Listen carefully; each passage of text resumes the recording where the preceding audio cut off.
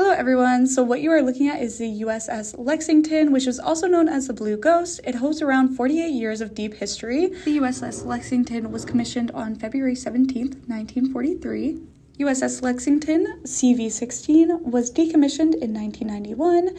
She became a museum in 2003. Her now current destination is Corpus Christi. The U.S. Lexington arrived at Pearl Harbor August 9th, 1943, where she served 21 months in World War II, becoming a highly decorated warship. With history as rich as the USS Lexington, I unfortunately will not be able to cover everything. However, I really wanted to highlight Women of the Navy, which is an exhibit in the USS Lexington. The USS Lexington was one of the first aircraft carriers to assign women as crew members, which started in 1980. Women were technically not on the USS Lexington during World War II. They were still a part of a program called Women Accepted for Volunteer Emergency Services, also known as WAVES.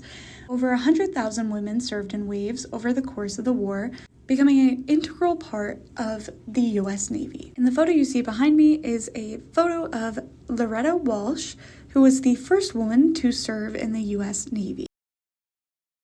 WAVES exhibit, which is Women Accepted for Volunteer Emergency Services. It allowed over 80,000 women to join and serve. So essentially they served in roles such as communication, intelligence, medical, and it freed up positions for men, so it allowed women to kind of take over and allow more men to go fight. As we're looking, WAVES was even prominent in Corpus Christi, and it was involved in the World War II.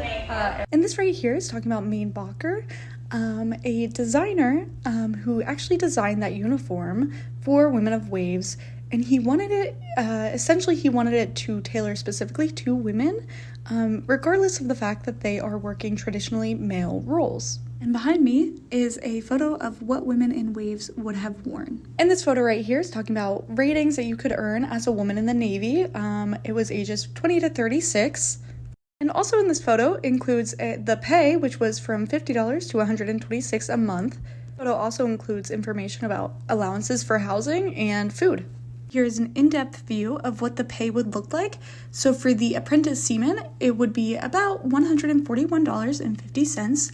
That would be the total monthly income, including quarters allowance, food allowance, and the monthly base pay. The seaman second class would be $145.50, including everything I said before. And seaman first class would be $157.50. And then petty officers would be $169.50 to $217.50. Here is a little fun fact about Marilyn Monroe, who worked in a drone factory in World War II. If you find yourself in Corpus Christi, I highly recommend you checking out the USS Lexington if you get the chance. And there is a photo of me at the Lexington. Thank you so much for watching. If you haven't gotten the chance to explore it, I hope one day you do.